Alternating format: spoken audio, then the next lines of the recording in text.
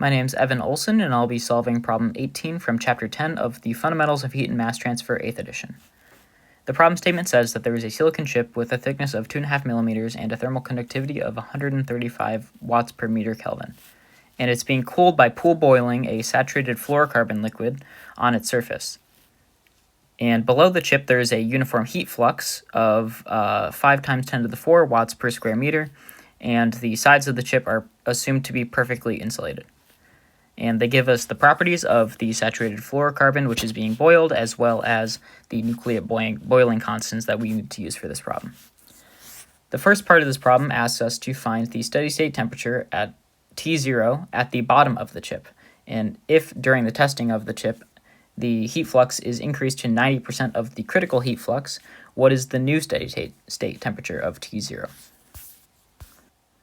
In order to find the steady-state temperature, we can use the Rosenau correlation to find our surface heat flux caused by the pool boiling, which is defined by this first equation here.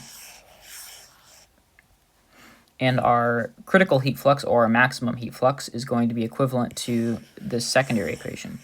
And the constant in the front of this is going to be equal to 0.131, since we can assume our chip is a large finite surface.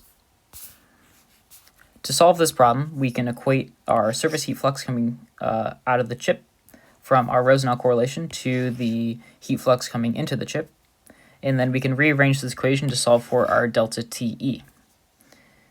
This allows us to get the difference between our surface temperature and our fluid saturation temperature. After plugging in our known values into this equation, we can solve for that and get 15.91 degrees Kelvin temperature difference between our surface temperature and our saturation temperature. Since we know the saturation temperature of our fluid, given by the problem, we can solve for the surface temperature of the top of the chip to be 72.92 degrees Celsius. In order to find the temperature on the inner surface of the chip, we can relate our inner and outer surface temperatures through conduction, which will follow this equation given by the first law.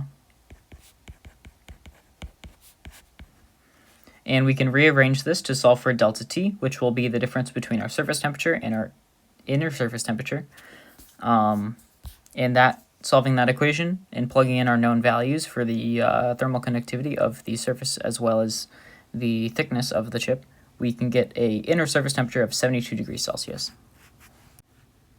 The second part of this problem asks us to reevaluate the steady-state temperature of the chip if the input heat flux was equivalent to 90% of the critical heat flux of the pool boiling. And that equation was given above here.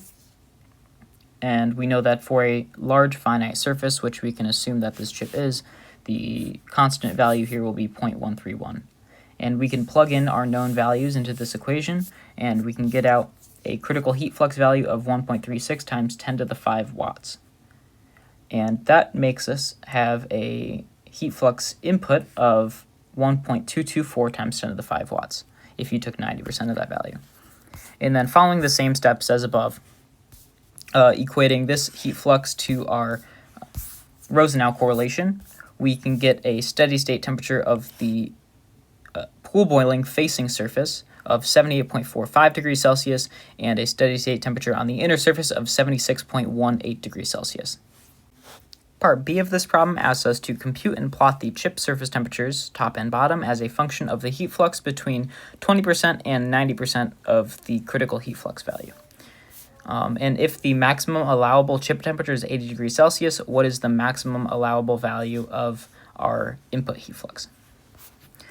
So for this problem, I just applied the same steps as the part A of this problem and varied the critical heat flux value, or the input heat flux value, between 20% and 90% of our critical heat flux, and that produced this curve here after evaluating for the steady-state temperature of the inner and outer surfaces.